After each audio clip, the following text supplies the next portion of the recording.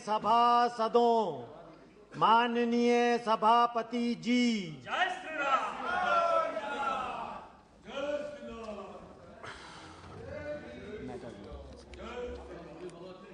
Matter under Rule 77, Sri Jamyang Namgyal. No? Sri Subhatra Patak. No. Sanjay Bhatia. Sri Sanjay Bhatia. Sri Chedi Paswan. Please.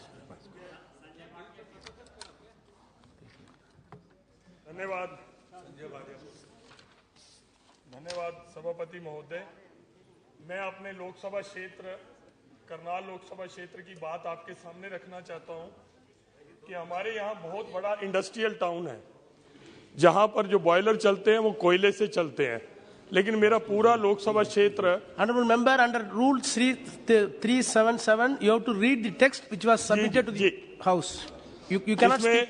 Yes, boiler पर उद्योग चल रहे हैं। PCB द्वारा इकाइयों को बंद करने का नोटिस जारी किया गया है। यदि ये उद्योग 30 सितंबर 2022 तक पीएनजी में नहीं बदले गए तो इन्होंने सबको नोटिस देना शुरू किया है। एनसीआर में हजारों बॉयलर हैं और सभी उद्योग अगर बॉयलर बदलते हैं तो मैन्युफैक्चरर्स के पास भी इतनी कैपेसिटी नहीं है कि वो इसको इतनी जल्दी चेंज कर सकें। तो मेरा आपसे रिक्वेस्ट है कि इसमें ईंधन की जो लागत है वो 3 गुना बढ़ जाएगी, जो आर्थिक रूप से व्यवहारिक नहीं है। एनसीआर क्षेत्र में सभी इकाइयां बंद रहेंगी और शेष भारत के साथ वो कंपटीशन नहीं कर सकती। मेरी आपसे रिक्वेस्ट है कि पीएनजी जब तक आपूर्तिकर्ता प्रत्येक क्षेत्र और एकाधिकार में केवल एक ही है और बहुत ज्यादा कीमत उसकी वसूली जा रही है, इन पीएनजी आपूर्तिकर्ताओं पर कोई नियंत्रण भी नहीं है। सरकार से अनुरोध है कि पानीपत उद्योग को वैश्विक बाजार में प्रतिस्पर्धा बनाए रखने के लिए कृपया बॉयलरों के ईंधन के रूप में कोयले की अनुमति दें या मेरे संसदीय क्षेत्र को एनसीआर से बाहर किया जाए। Thank you. श्री चडी पासवान। अध्यक्ष महोदय, बहुत बहुत धन्यवाद आपको। बिहार के रोहतास एवं कैमूर से दिल्ली, मुंबई, रांची, कलकत्ता तथा लखनऊ आदि शहरों के बीच विमान सेवा की अपार संभावनाएं हैं, जहां वैश्विक महत्व के अनेक धरोहर यथा शेरशाह सूरी का मकबरा, मुंडेश्वरी धाम, ताराचंडी धाम, रोहतासगढ़ किला, धुआं कुंड, इंद्रपुरी बराज तथा बुद्ध मूर्ति स्थल होने के कारण पर्यटकों एवं आम यात्रियों के आकर्षण का यह क्षेत्र केंद्र बना हुआ है। रोहतास, कैमूर, बक्सर तथा औरंगाबाद जिले के बौद्ध सर्किट पर स्थित होने के कारण राष्ट्रीय एवं अंतर्राष्ट्रीय पर्यटकों का दक्षिण बिहार में काफ़ी संख्या में आवागमन लगा रहता है, जहां विमान सेवा नहीं होने के कारण लोगों को काफ़ी असुविधा हो रही है तथा अनावश्यक अतिरिक्त समय एवं खर्च का बोझ वहन करना पड़ता है। विमान सेवा शुरू होने से आम लोगों एवं पर्यटकों को तो सुविधा होगी ही, व्यवसायिक गतिविधियां भी बढ़ेंगी तथा सरकार को अतिरिक्त राजस्व की प्राप्ति होगी। माननीय महोदय से विशेष अनुरोध है कि सदन के माध्यम से दक्षिण बिहार का हृदय स्थली सासाराम में हवाई अड्डा का निर्माण प्राथमिकता के आधार पर यथाशीघ्र कराने की कृपा करें। बहुत बहुत धन्यवाद। Thank you. Doctor Krishnapal Singh Yadav. Shri Baran Madhav. धन्यवाद सभापति महोदय। माननीय सभापति महोदय, आपका ध्यान अति महत्वपूर्ण विषय की ओर आकृष्ट करना चाहता हूं कि आज आयुष्मान भारत योजना के देश के करोड़ों गरीब वंचित बीमारियों को पीड़ित परिवार को उक्त योजना से लाभ मिलता है। यह देश के यशस्वी प्रधानमंत्री परम आदरणीय नरेंद्र मोदी जी के दूरगामी सोच और गरीबों के प्रति समर्पण के प्रतिबद्धता करता है। महोदय, जमशेदपुर संसदीय क्षेत्र के अंतर्गत कोई ऐसा अस्पताल है जिनका करोड़ों रुपया भुगतान नहीं होने के कारण अस्पतालों के गरीब का इलाज होना बंद हो गया। ऐसा अस्पताल निम्नलिखित है: बर्मानंद हॉस्पिटल सरायकेला, मेडिटेन हॉस्पिटल सरायकेला, गंगा मेमोरियल जमशेदपुर, दया आयसन जमशेदपुर और अपूर्वा आयसन Jamshedpur, Saket hospital Jamshedpur, doctor Abhishek child Jamshedpur, Meherbai Tata Jamshedpur, doctor D Mishra urologist Jamshedpur. विदित मामलों को पिछले सत्र के दौरान भी मैंने उठाया था। मैंने धन्यवाद देना चाहता हूं कि माननीय मंत्री स्वास्थ्य एवं परिवार कल्याण मंत्रालय भारत सरकार को, जिन्होंने मुझे अपने पत्रांक अर्धशती के प्रमुख संख्या 12012/57/2022 दिनांक 5 दिसंबर 2022 को माध्यम से सूचित किया कि उपरांत संबंधित अस्पतालों भुगतान किया जाएगा, परंतु अस्पतालों का भुगतान अभी तक नहीं होने से इलाज के वाले गरीब मरीजों का काफी दिक्कत का सामना करना पड़ रहा है। अतः महोदय, आपके माध्यम से माननीय स्वास्थ्य एवं परिवार कल्याण मंत्री भारत सरकार से अनुरोध करता है कि उपरोक्त अस्पतालों का आयुष्मान भारत योजना के तहत बकाया राशि भुगतान अविलंब कराएं, कृपा की जाए, ताकि इन अस्पतालों को विभिन्न बेरोग पीड़ित गरीब परिवार को समुचित इलाज हो सके। धन्यवाद। Thank you. श्री संजय सेठ। धन्यवाद सभापति महोदय। झारखंड में डायन बिसाही जैसे अंधविश्वास के कारण प्रत्येक वर्ष आधा दर्जन से अधिक लोग मौत के शिकार होते हैं। एक तरफ इस परिस्थिति से झारखंड जूझ रहा है, तो दूसरी तरफ बीते कुछ वर्षों में झारखंड में चंगाई सभा के नाम पर अंधविश्वास का खेल बढ़ रहा है। प्रार्थना महोत्सव के नाम पर मूल रूप से लोगों को स्वस्थ करने का झांसा दिया जाता है। इसके बड़े बड़े होर्डिंग पोस्टर छपते हैं, जिसमें गंभीर बीमारियों सहित शारीरिक दिव्यांगता को ठीक करने का दावा किया जाता है। अंधविश्वास बढ़ाने वाली इन सभाओं में मुर्दों के जी उठने की भी बात कही जाती है। यह कार्य झारखंड से बाहर के धर्म प्रचारकों व पादरियों द्वारा किया जाता है।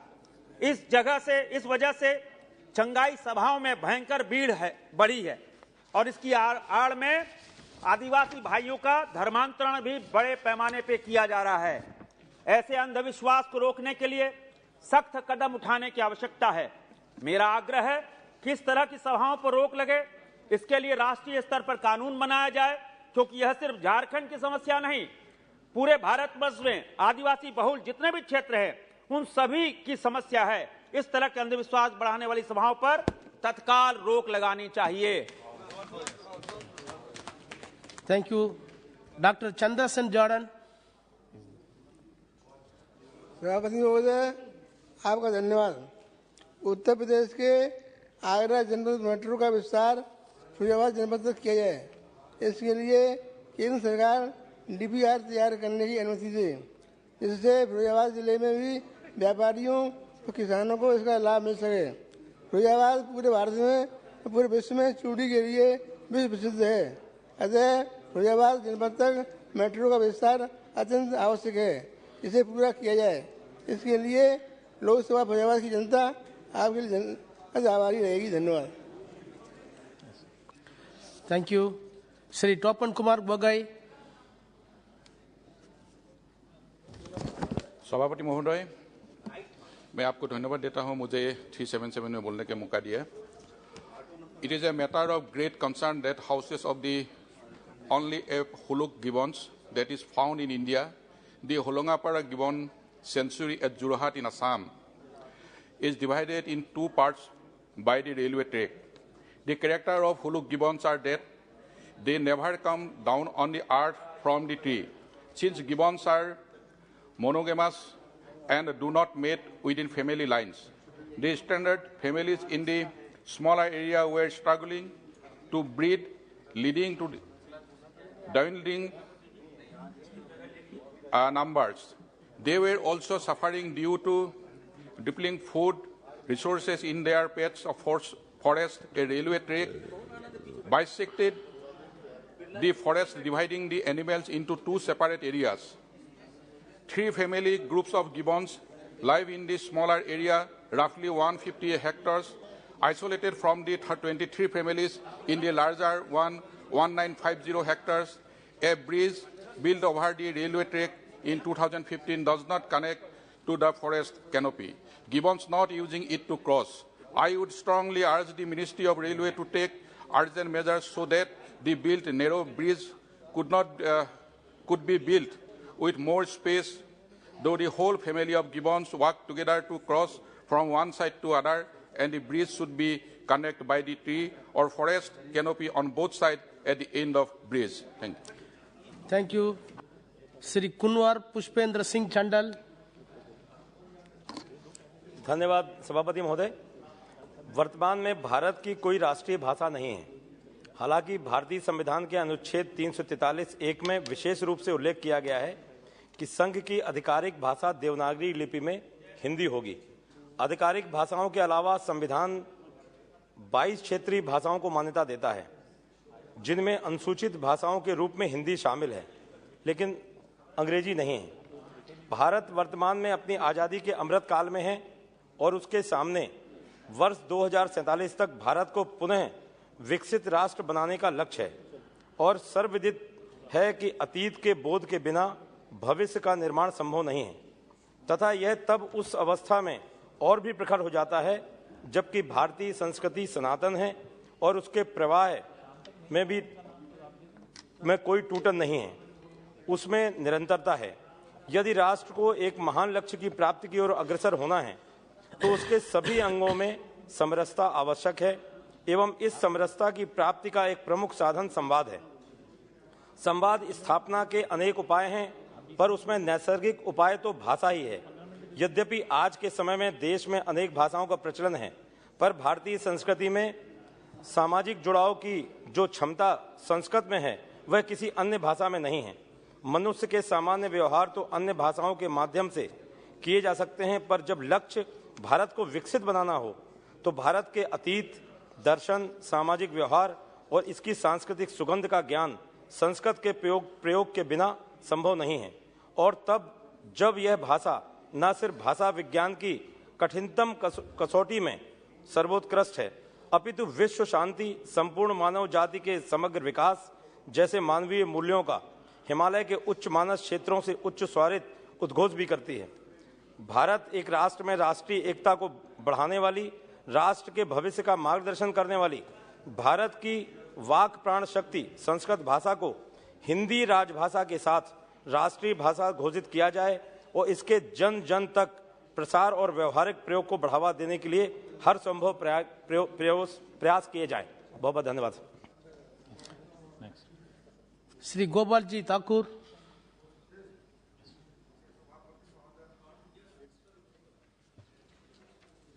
मिथिला एवं उत्तर बिहार के केंद्र दरभंगा में 750 बेड वाले एम्स का निर्माण 1264 करोड़ रुपए की लागत से होना सुनिश्चित है, जिसके लिए देश के यशस्वी प्रधानमंत्री नरेंद्र भाई मोदी 15 सितंबर 2020 को केंद्रीय कैबिनेट द्वारा स्वीकृति प्रदान कर दी है, परंतु अभी तक इसका निर्माण प्रारंभ नहीं हो सका।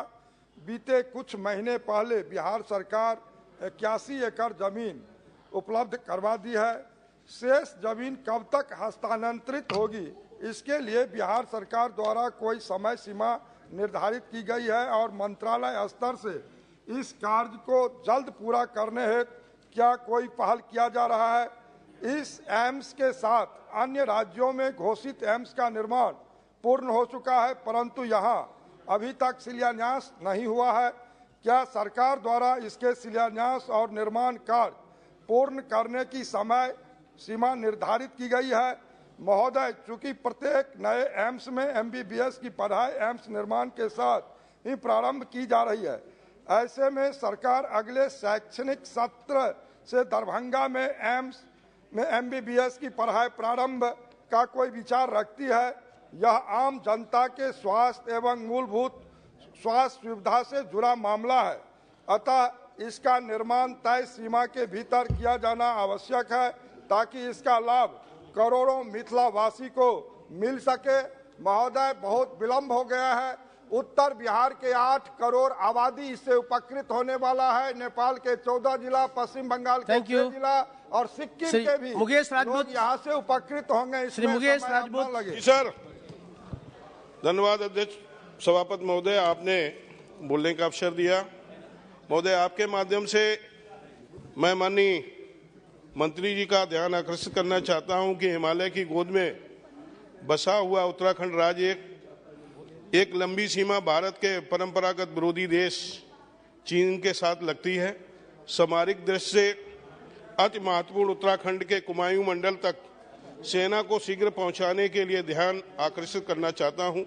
साथ ही पर्यटन की दृष्टि से भी ये विषय अति महत्वपूर्ण है। ग्वालियर से भिंड, इटावा, फर्रुखाबाद, शाहजहांपुर, बरेली होकर टनकपुर या हल्द्वानी तक एक नया एक्सप्रेसवे अति आवश्यक है। 3 राज्यों को जोड़ने वाला ये एक्सप्रेसवे लगभग 450 किलोमीटर लंबा होगा। निम्न कारणों से ये एक्सप्रेसवे अति आवश्यक है। नंबर 1, सामरिक दृष्टि से ग्वालियर छावनी, झांसी छावनी, आगरा छावनी, फतेहगढ़ छावनी, बरेली छावनी सीधे जुड़ जाएगी और आवश्यकता पड़ने पर चाइना बॉर्डर तक शीघ्र से सेना हमारी पहुंच सकती है। नंबर 2, इस एक्सप्रेसवे पर 2 या 3 हवाई पट्टी बनाई जा सकती हैं। बरेली के बेस कैंप के अतिरिक्त भी आपातकालीन हवाई पट्टी का लाभ मिलेगा। नंबर 3, ये expressway Delhi Jhansi highway, Agra Mumbai highway, Delhi Agra Kanpur को जोड़ने वाला NH2 और Agra Lucknow expressway, GT road तथा प्रस्तावित गंगा एक्सप्रेसवे, सहारनपुर बरेली लखनऊ हाईवे और हिमाचल की तलहटी पर बनने वाले पर्वतमाला प्रोजेक्ट के तहत हाईवे को जोड़ने का कार्य करेगी। आपातकालीन की स्थिति में हाईवे या एक्सप्रेसवे एक दूसरे हाईवे के एक्सप्रेसवे पर जाना बहुत आसान होगा। नंबर 4, उत्तराखंड के कुमायूं मंडल व पलिया के नेशनल पार्क में पर्यटन की संभावना को नई ऊंचाइयां मिलेंगी। नंबर 5, बौद्ध तीर्थस्थल संकिसा महाभारत कालीन प्राचीन राजा द्रुपद की राजधानी एवं जैन धर्म का प्रमुख तीर्थस्थल कंपिल, बाबा नीम करोरी धाम की तपोभूमि नीम करोरी तथा कैंची धाम, पूर्णागिर देवी, जो नैनीताल के पर्यटकों की भी संख्या में भारी वृद्धि होगी। नंबर 6, मध्य प्रदेश की चंबल क्षेत्र में बसे भिंड, उत्तर प्रदेश के फर्रुखाबाद, पीलीभीत जैसे अति पिछड़े जनपदों व उत्तराखंड के में विकास की नई संभावनाओं व रोजगार के नए अवसर उत्पन्न हो गए। इसलिए महोदय, आपके माध्यम से माननीय मंत्री जी से मेरा निवेदन है कि ये नया एक्सप्रेसवे बनाया जिससे क्षेत्र की जनता का भला हो सके और 3 राज्यों को जोड़ने में बहुत आसानी हो सके। जय हिंद, जय Bharat. Thank you Shri S Munuswamy. धन्यवाद महोदय, मुझे 377 का ऊपर बात करने का मौका दिया। मेरा कोलार का कॉन्स्टिट्यूंसी में KGF का क्या railway project, read the text. KGF का रेलवे प्रोजेक्ट था, वो आंध्रा और मारिकुपम का कनेक्टिविटी पहले ही सैंक्शन हुआ था। इसका रेलवे प्रोजेक्ट का काम रुका हुआ है। इसका गोल्ड माइन का इसका लैंड का क्या उनका हाथ में है, वो उसको सैंक्शन करना चाहिए। इसलिए मैं आपका तरफ से रेलवे मिनिस्टर बाद में हमारा माइनिंग मिनिस्टर को आपका तरफ से मैं रिक्वेस्ट करना चाह रहा हूँ। Okay, thank you. Shri PB Chaudhary.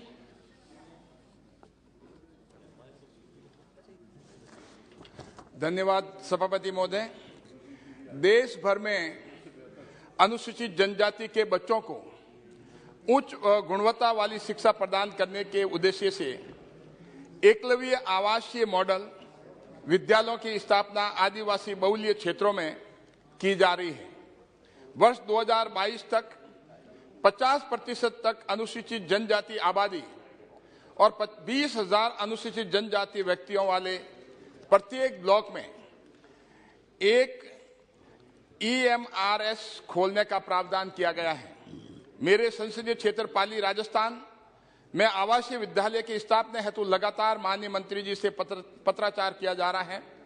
2011 की जनगणना के अनुसार पाली जिले में अनुसूचित जनजाति के लोगों की संख्या लगभग 1,50,000 है, जो कि कुल जनसंख्या का लगभग 8% है, जिसमें से बाली ब्लॉक में 72,218 अनुसूचित जनजाति के लोग हैं, जो कि यहाँ की जनसंख्या का लगभग 35% है। बाली ब्लॉक के पास सुमेरपुर व देसूरी ब्लॉकों में भी लगभग 45,000 अनुसूचित जनजाति के लोग हैं। सदन के माध्यम से माननीय जनजातीय कार्य मंत्री जी से निवेदन है कि मेरे संसदीय क्षेत्र के इस गोडवाड़ आदिवासी बाहुल्य क्षेत्र में जनसंख्या प्रतिशत में छूट प्रदान कर एकलव्य मॉडल आवासीय विद्यालय खोलने की स्वीकृति प्रदान करने की कृपा करें। इसके लिए मैं आपका आभारी रहूंगा। धन्यवाद सभापति महोदय। Thank you. श्री गेगन मुर्मू। धन्यवाद सभापति महोदय। मैं आपका माध्यम से अपने संसदीय क्षेत्र निर्वाचन क्षेत्र मालदा उत्तर पश्चिम बंगाल में बाढ़ एवं कटान की और आकर्षित करना चाहता हूं। महोदय, मालदा जिला अधिकांश भाग गंगा और फुलहर नदी के तट पर बसा हुआ है। प्रतिवर्ष आने वाली बाढ़ एवं कटान के कारण तमाम गांव जैसे मोहनदरटला, बिलाईमारी, काहाला, देवीपुर, उत्तर भाकुड़िया, दक्षिण भाकुड़िया इत्यादि गांव बाढ़ एवं कटान के दौरान बहुत ही क्षति का सामना करना पड़ता है। महोदय, महानंदा बिलाईमारी गांव गंगा नदी से 50 मीटर के दूरी पर बचा हुआ है एवं जो गांव नदी में विलीन हो चुका है महोदय, वो है जैसे मालदा जिला के केबी झावबोना ग्राम पंचायत, जंजाली टोला, खासा बरना, रसटोला, जबुनतोला, रामायणपुर, रोहिमारी, कुली दियारा, हुसैनपुर, चीना बाजार, दुर्गाराम टोला, चौधरीपाड़ा, अनूपनगर इत्यादि गांव। महोदय, मैं पुनः आपके माध्यम से निवेदन करना चाहता हूं कि गंगा और फुलहर नदी के बारे में कटान की रोकथाम के लिए मैं केंद्र सरकार और राज्य सरकार को बहुत बार अवगत कराया। अभी तक कटान रोकथाम के लिए कोई ठोस कदम नहीं उठाया गया है। स्थायी कार्य योजना बनाकर इस समस्या का समाधान किया जाए तथा अभी तक जो लोग कटान से प्रभावित होकर सड़कों पर जाने को मजबूर हैं उनको पुनर्वास एवं रोजगार की व्यवस्था की जाए तथा कटान के कारण उनको हुई क्षति का मूल्यांकन करते हुए मुआवजा उपलब्ध कराया जाए। धन्यवाद सर।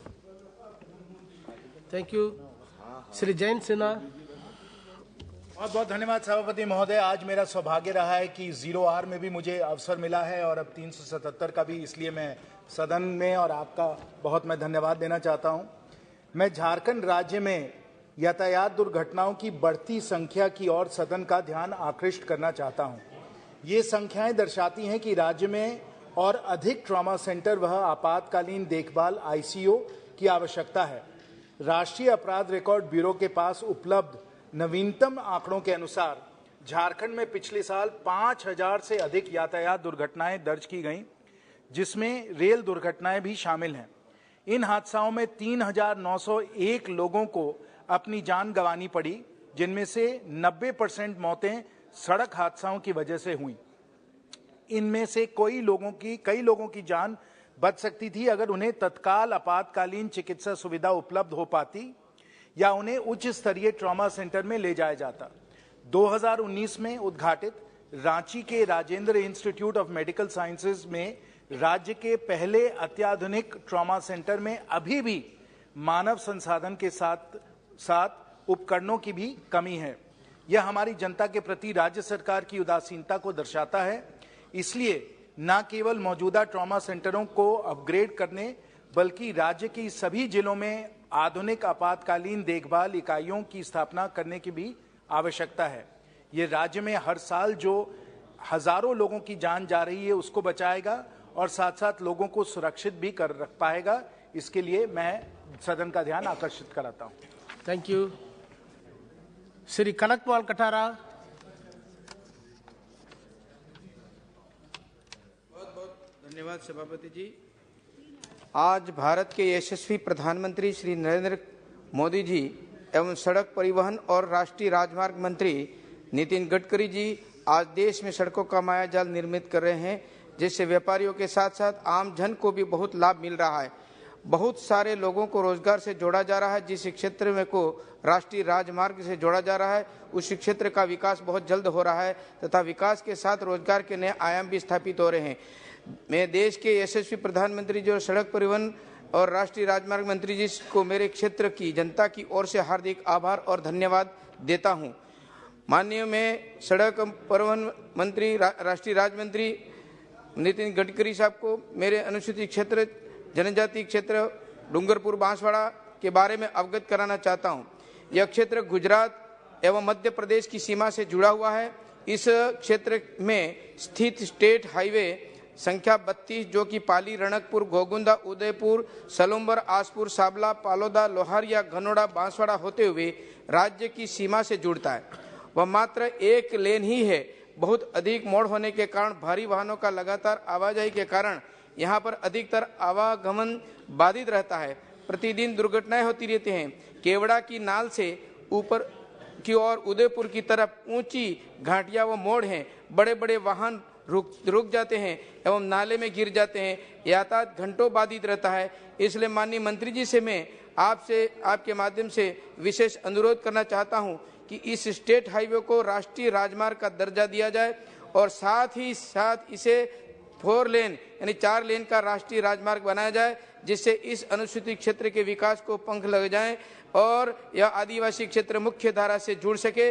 उक्त सड़क को राष्ट्रीय राजमार्ग में परिवर्तन करने से राजस्थान राज्य अनुसूचित क्षेत्र के विकास में महत्वपूर्ण भूमिका होगी। बहुत बहुत धन्यवाद। Thank you. Shri Kandan, Shri V K Kandan, Shri Kandan. Thank you, Chairman, sir. Getting a chance to present matter under Rule 377. Sir, Palakkad is a centrally placed district in Kerala and is adjoining the Tamil Nadu. Palakkad is the second largest industrial district in Kerala. The only IIT in the state of Kerala is at Palakkad. Palakkad is also divisional headquarters of the Southern Railway. The work on the industrial corridor between Coimbatore and Kochi via Palakkad is in progress. Palakkad is the gateway of reaching of all materials to the state of Kerala from many parts of the country. Moreover, thousands of people from this district and its neighboring district are settled in many parts of the globe, earning precious foreign exchange for the country. The proposed Coimbatore-Kochi industrial corridor is expecting huge foreign investment. It is therefore necessary and essential to have an airport at Palakkad to make travel to from Palakkad easier. Therefore, I urge upon the government to include Palakkad under the airport expansion plan and develop an airport there through an eligible developer in consultation with the state government. Thank you, sir. Thank you. Dr. Shashi Tharoor. Thank you very much, Mr. Chairman. I wish to draw the attention of the Honourable Minister of Electronics and Information Technology to the recent cyber attacks on the IT servers of AIIMS, Delhi, that resulted in data losses which have impeded its normal operations, including patient registration, consultation booking, and availability of medical records. The origin, intent, and extent of the attack remain unclear, and I trust that the government, recognizing this as a matter of public importance, will take the House into confidence about this and the measures taken to prevent a recurrence. While the possibility of this being a hostile cross-border attack is a grave concern, which calls for a thorough investigation and a tough response, it also reflects the weak data protection safeguards in our country, especially by government institutions. The Personal Data Protection Bill 2019 had created a special category of sensitive personal data, including health data, that required stringent safeguards. But this has unfortunately been done away with in the new draft bill released by the government. I urge the Minister to take necessary measures to ensure that sensitive personal data of our citizens are adequately protected and to avoid such data breaches in the future. Thank you, Mr. Chairman. Thank you. Sri Vijay Vasant. Sir, I would like to highlight how the southern state of Tamil Nadu and especially my constituency Kanyakumari has been ignored by this government as far as the railway is concerned. Since this government came to power, Tamil Nadu has been totally sidelined while providing new trains and other railway facilities. Though new trains have been introduced across India and running days have been extended, the request of Tamil people for trains has never been fulfilled. So for the past 1 year, I have been running behind all the offices in Delhi, Chennai and Trivandrum, including Honorable Minister Office, with various requests.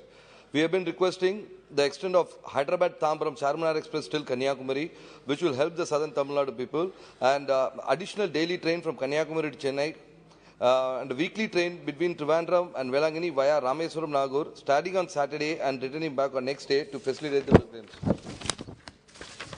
So prior to COVID, 21 stations have been stopped, and since the COVID has come to a little cleared, now I ask the railways to revoke the stoppages, and the railway station of Kanyakumari districts lack the basic amenities. Proper facilities for the passengers need to be done at all the railway stations. The doubling work and infrastructure development has to be fastened because it has been a long pending.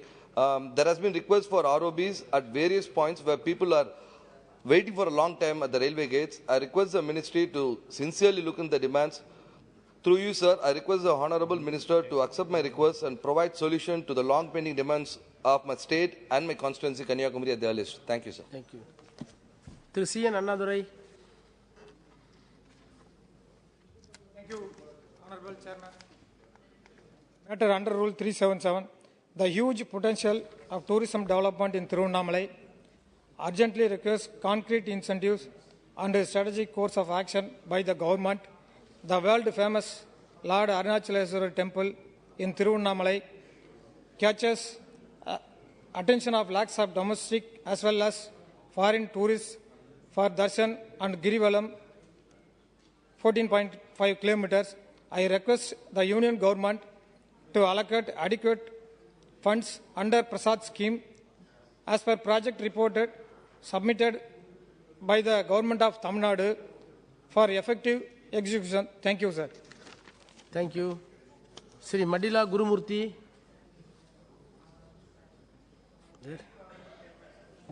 I would like to raise an important issue regarding National Textile Corporation Mill, which is located in Tirupati, sir. The National Textile Corporation is an important central public sector undertaking the country that runs 23 textile mills across the country. One such mill run by NTC is in Tirupati, Andhra Pradesh. This textile mill is of the great importance for the state of Andhra Pradesh, supporting roughly 1,000 families living below the poverty line. Due to emergence of the COVID-19 pandemic and the subsequent nationwide lockdowns, production activities in all NTC mills were suspended from March 2020. The immense economic losses suffered by the textile industry during the pandemic have prevented most NTC mills from restraining their operations. The NTC mill in Tirupati has suffered a similar fate. However, this mill has more viability, is equipped with sufficient resources.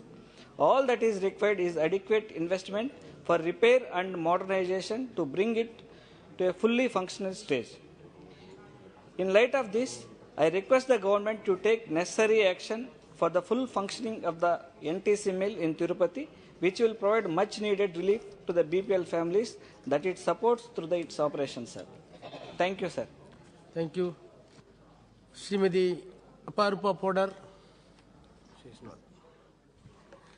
ধন্যবাদ অধ্যক্ষজি আমাকে 377 এ বলতে দেওয়ার জন্য।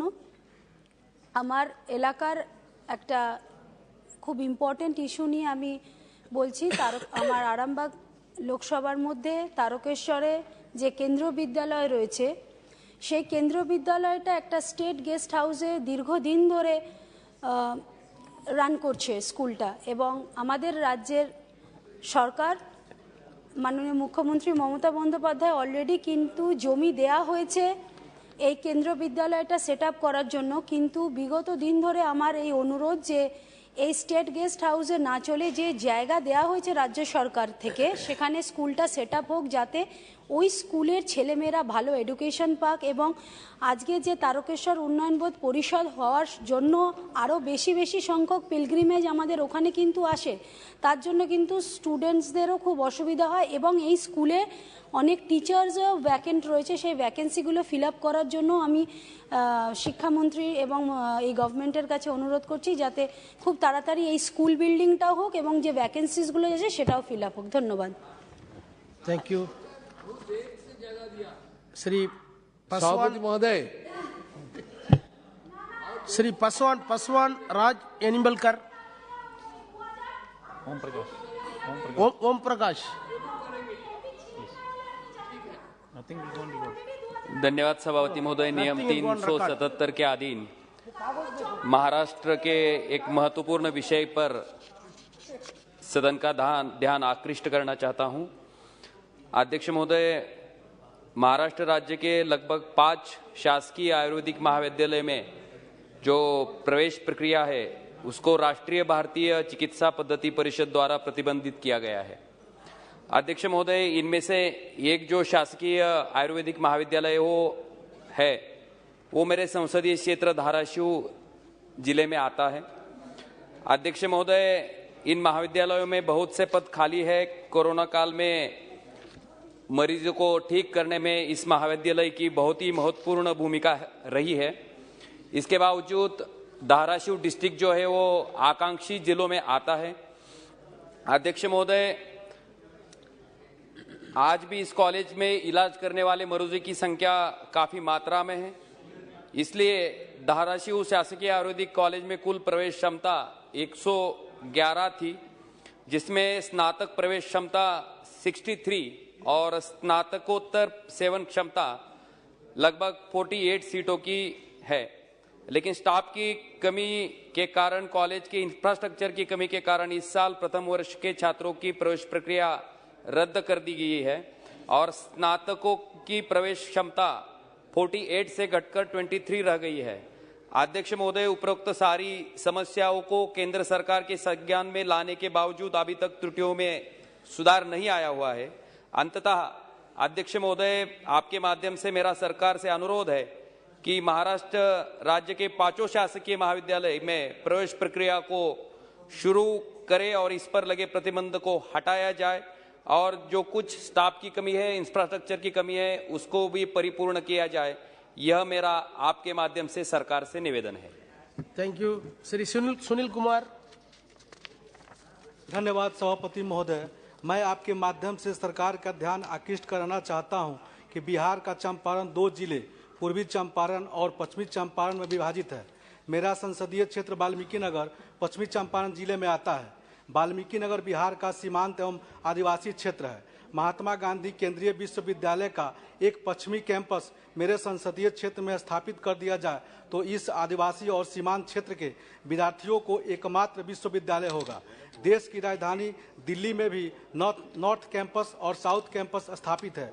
उसी तर्ज पर महात्मा गांधी विश्वविद्यालय का पश्चिमी कैंपस मेरे संसदीय क्षेत्र वाल्मीकि नगर में स्थापित कर दिया जाए तो इस जनजातीय क्षेत्र का कायाकल्प हो जाएगा। अतः मैं सदन के माध्यम से सरकार से मांग करता हूं कि महात्मा गांधी विश्वविद्यालय का पश्चिमी कैंपस मेरे संसदीय क्षेत्र में स्थापित किया जाए, जिससे इस क्षेत्र में पिछड़े क्षेत्र के विद्यार्थी अपने भविष्य को उज्जवल बना सके। धन्यवाद। Thank you. Shrimati Manchulata Mandal. Thank you very much, sir. I would like to draw the kind attention of Honorable Minister of Defence for setting up a 100-bedded hospital with special trauma care center at Dhamara, Bhadrak in Odisha. Sir, as you know, Dr. APJ Abdul Kalam Island, formerly known as Wheeler Island, is near to Dhamara, which comes under my parliamentary constituency Bhadrak, which is the gateway to integrated test range missile testing facility.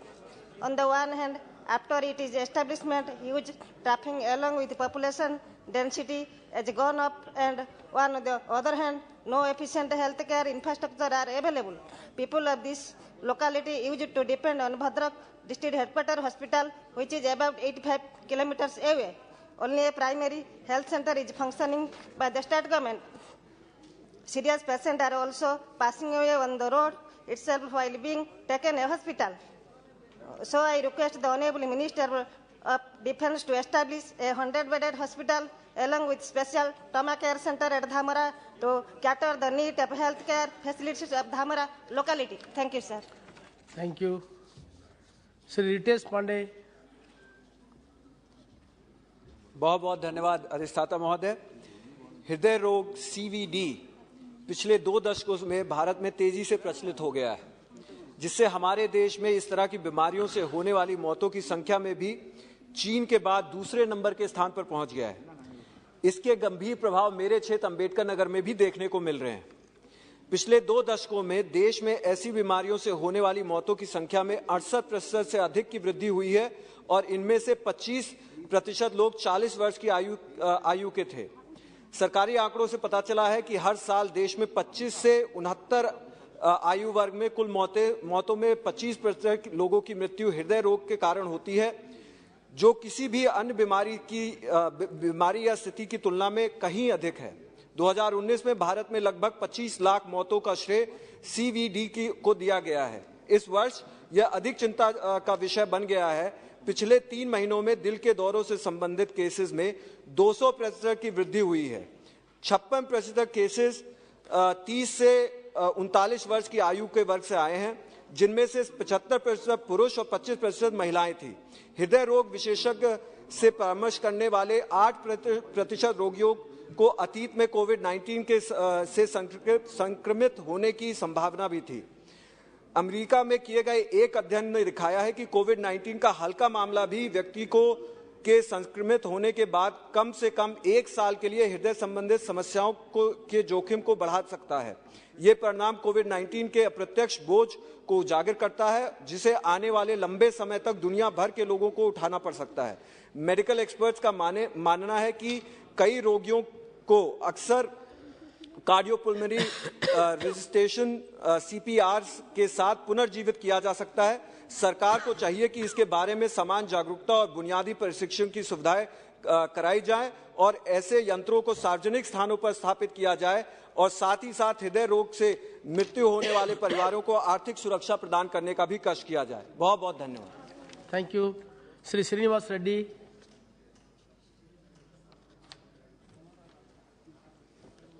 Honorable Chairman Sir, I would like to state that through the tourism sector in 2019, $19,400 crore have been added in our country gross domestic product.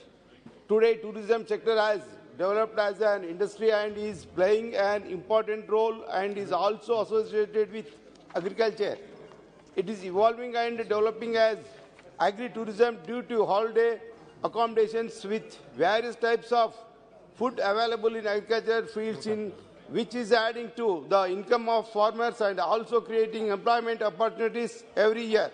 There is about 20% increase of income through agri-tourism, which may also be an added future to realize the goal of doubling farmers' income. There is also need to increase safety of tourists in agricultural fields by issuing separate licenses through Ministry of Tourism so that the concerned people, agencies involved in it may receive loans and tax exemptions, and by involving agricultural cooperative societies also through Gram Panchayats involvement to coordinate properly with local festivals by awarding diploma certificates in agri-tourism. Therefore, I request the Honorable Minister of Tourism to give more encouragements, incentives and tax exemptions to develop agri-tourism. Thank you, sir. Thank you. Shri Prince Raj. अध्यक्ष महोदय, आज आपने मुझे 377 अंतर्गत बोलने का मौका दिया। अध्यक्ष महोदय, आज मैं अपने संसदीय क्षेत्र समस्तीपुर के अंतर्गत आने वाले 2 अहम मुद्दों के बारे में आपका ध्यान आकर्षित करना चाहूँगा। पहला, समस्तीपुर जिले के समस्तीपुर कार्य प्रमंडल अंतर्गत मुरादपुर से हरिपुर घाट तक बागमती नदी पर HLRCC ब्रिज का निर्माण। दूसरा, समस्तीपुर जिले के रोसड़ा कार्य प्रमंडल अंतर्गत T01 से जमुआ मोदी नगर पर HLRCC ब्रिज का निर्माण करना अति आवश्यक है। ये ये दोनों ब्रिज ना होने की वजह से वहाँ के नागरिकों को काफ़ी कठिनाई का सामना करना पड़ता है। आवाजाहन के लिए उन्हें नाव का इस्तेमाल करना पड़ता है, जो कि काफ़ी तकलीफदेह होती है। जिस तरीके से आज के परिस्थिति में बिहार का राजनीति परिवेश देखा जा रहा है, जिस तरीके से करवट लिया है, ये जो जनहित के कार्य हैं उस पर पूर्ण विराम लगा दिया गया है। अतः आपके माध्यम से अध्यक्ष महोदय जी, मैं बिहार सरकार के मंत्री से अनुरोध करूंगा कि ये जनहित का कार्य शीघ्र से शीघ्र स्वीकृत करके इसे कराया जाए। धन्यवाद। Thank you. श्री सुब्रत पदक। धन्यवाद अध्यक्ष जी। मैं आपके माध्यम से सरकार का ध्यान कन्नौज लोकसभा की दो बड़ी झीलों की ओर आकृष्ट कराना चाहता हूं। एक जनपद कन्नौज की विधानसभा क्षेत्र तिरवा में स्थित ग्राम बहोसी में और दूसरी जनपद कानपुर देहात की विधानसभा रसूलाबाद के ग्राम इटैली के अंतर्गत आती हैं। जनपद पर्यटन की दृष्टि से इन दोनों झीलों के सौंदर्यीकरण होने से इनका संरक्षण भी होगा। जनपद कन्नौज की विधानसभा तिरवा के ग्राम बहोसी की झील का क्षेत्रफल लगभग 450 हेक्टेयर का है, जहां प्रतिवर्ष लाखों की संख्या में देसी एवं विदेशी पक्षियों का आवागमन होता है, परंतु सौंदर्यीकरण और विकास की दृष्टि से समुचित प्रबंध नहीं होने के कारण यह झील अभी तक पर्यटकों का आकर्षण केंद्र नहीं बन पाई है। विधानसभा रसूलाबाद के ग्राम इटैली की झील का क्षेत्रफल लगभग 4,973 मीटर है, जिसके सौंदर्यीकरण को लेकर काफी समय से स्थानीय जनप्रतिनिधियों और नागरिकों के द्वारा मांग की जाती रही है। बड़ी झीलों का पर्यटन के विकास में महत्वपूर्ण योगदान होता है, किंतु इनमें हर वर्ष बहुत से प्रवासी और देश के अन्य भागों से विविध प्रकार के पक्षी आते हैं। मैं जानना चाहता हूं कि सरकार देश में झीलों के पुनरुद्धार और विकास के लिए कोई योजना चला रही है। यदि हां, तो कन्नौज में स्थित झीलों लाग बहोसी पक्षी विहार तिरवा तहसील एवं इटैली झील रसूलाबाद तहसील जनपद कानपुर देहात के विकास की योजना बनाई जाए। एवं आप सदन के माध्यम से मैं मांग रखता हूं कि जिससे कन्नौज के लोकसभा में पर्यटन को बढ़ावा देने के साथ ही इन झीलों के साथ साथ इसमें रहने वाले जीव जंतुओं का भी संरक्षण किया जा सके। धन्यवाद। Thank you. श्री कृष्णपाल सिंह यादव। धन्यवाद सभापति महोदय, जो आपने मुझे नियम 377 के तहत एक महत्वपूर्ण विषय पर सदन का ध्यान आकर्षित करने का मौका दिया। महोदय, भगवान धन्वंतरी को विष्णु भगवान का अवतार माना गया है और पौराणिक कथा के अनुसार भगवान धन्वंतरी की उत्पत्ति समुद्र मंथन के दौरान हुई थी। 4 भुजाधारी भगवान धन्वंतरी के एक हाथ में आयुर्वेद ग्रंथ, दूसरे में औषधि कलश, तीसरे में जड़ी बूटी और चौथे में शंख विद्यमान है। भगवान धन्वंतरी ने ही विश्व के कल्याण के लिए औषधियों की खोज की थी, जिसकी जानकारी धन्वंतरी संहिता में दी गई है। सुश्रुत ने इससे ही आयुर्वेद चिकित्सा की शिक्षा प्राप्त की और सुश्रुत संहिता की रचना की। इस वर्ष धनतेरस के शुभ अवसर पर मध्य प्रदेश सरकार द्वारा राज्य के सभी मेडिकल कॉलेजों में भगवान धन्वंतरी की पूजा आयोजित की गई थी। भगवान धन्वंतरी हमारी संस्कृति का अभिन्न अंग हैं और उनका वर्णन प्राचीन ग्रंथों में जैसे वेद पुराण में भी किया गया है और उन्हें भगवान का चिकित्सक भी बोला जाता है। भगवान धन्वंतरी को हिंदू धर्म में देव वैद्य की पदवी हासिल है और वह चिकित्सा जगत की समृद्ध विरासत का प्रतीक हैं। मेरा सरकार से निवेदन है कि केंद्र सरकार द्वारा संचालित सभी अस्पताल और मेडिकल कॉलेजों में भगवान धन्वंतरी की प्रतिमा की स्थापना की जाए और स्वास्थ्य सेवाओं के जनक होने के कारण उनका महत्व और योगदान देश तथा विश्व के हर नागरिक को पता चले। धन्यवाद। Thank you. The House will now take up the discussion and voting on supplementary demand.